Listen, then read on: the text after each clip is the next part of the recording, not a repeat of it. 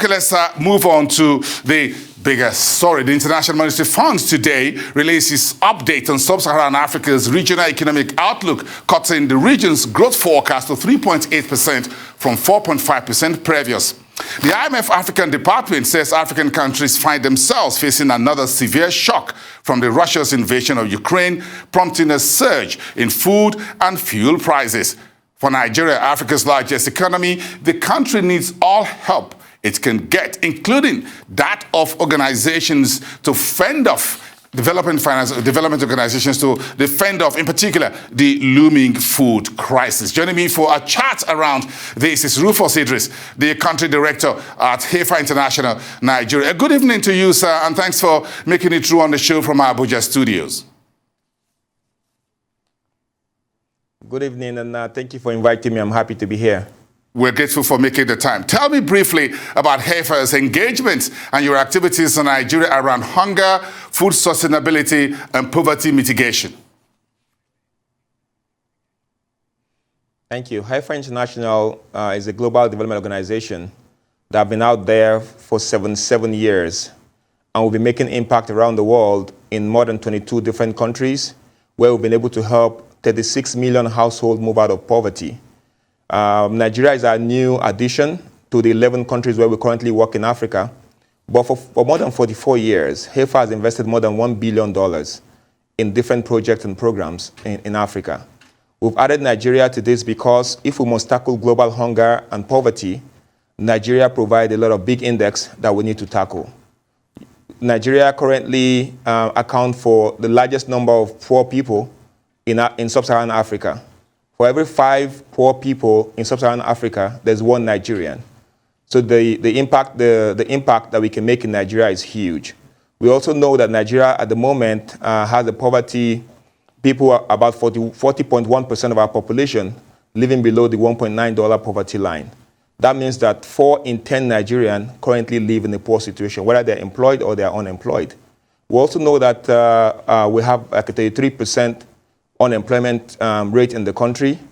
But among the youth that constitutes more than half of our population, we have like 52% of our young people that are currently unemployed. Our global hunger index, for instance, stands at like a 28.2%.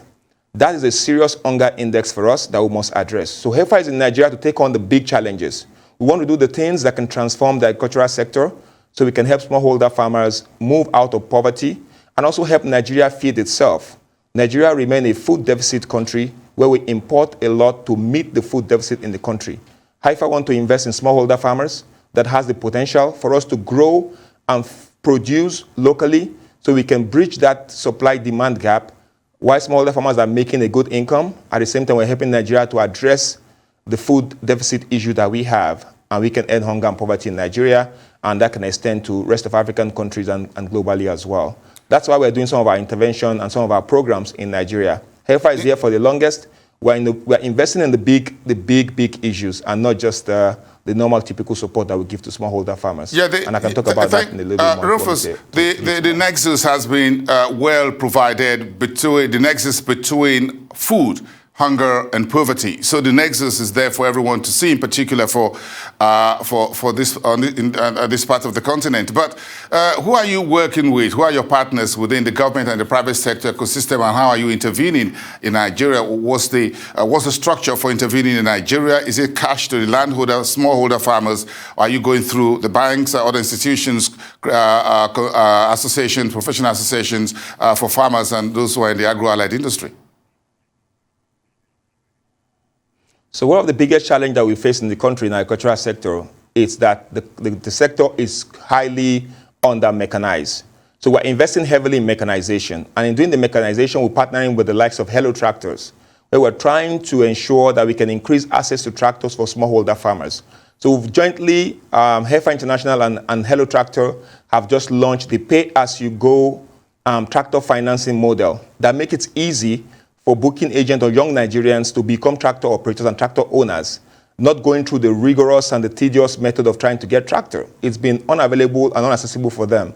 So we're investing heavily to get that farmers can get access to tractors through getting more younger people in the community that are closer to the smallholder farmers to be able to access tractors. And also, for instance, in the rice value chain, we know the impact of climate change. Nigeria is the 55th most vulnerable country to climate change-induced impact. Now in the country, we're trying to promote more of crop insurance. We've been able to partner with the likes of Pula and Olam to introduce area yield index insurance to smallholder farmers. The last 2021 wet farming season, we helped more than 4,000 smallholder farmers in Nasarawa and Benue State be able to access insurance. What we do is to help support and pay at harvest premium coverage, pre-financing insurance for them at the beginning of the season where they have no money to buy insurance. And when they are cashing out and harvesting and selling their produce, they can now afford to pay back their premium and reuse the insurance again for another season. It gives more confidence that their investment is going to be safe. It helps more financial institutions to come into the space and try to invest in agriculture.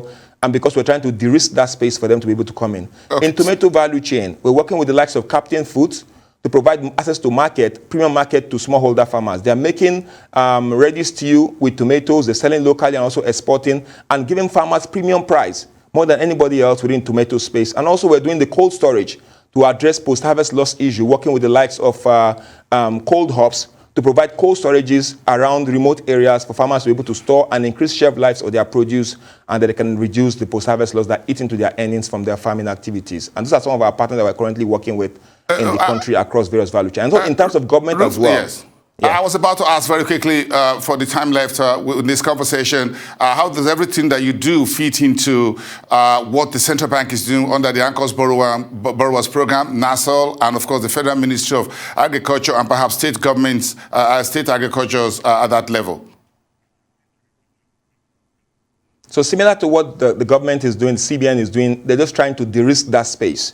So we are coming in as well as the private sector as a development partner to further do the big ones and try to de-risk for the space. And the anchor borrower programs, we know for sure that insurance, for instance, is required for the farmers to be able to guarantee that they're not going to have losses. And if they have losses, they have that resilience to absorb the kind of shocks that come from that. And also what we're doing, we open up more opportunity for other private sector players to key into the government anchor borrower programs so they can extend investment, because when they see that it's been de-risked highly enough and we have mechanization that increase the yield and productivity of the smallholder farmers within the space, it encourages more people to want to participate. And also we're doing work in building the social capital of the smallholder farmers, ensuring that we can build their capacity to make them more bankable, more credit-worthy, and having strong structures that they can be involved and be able to open up opportunity for themselves, like market opportunities, financial opportunities, and also be able to contribute to policy reforms that is required to improve and transform our agricultural sector as well.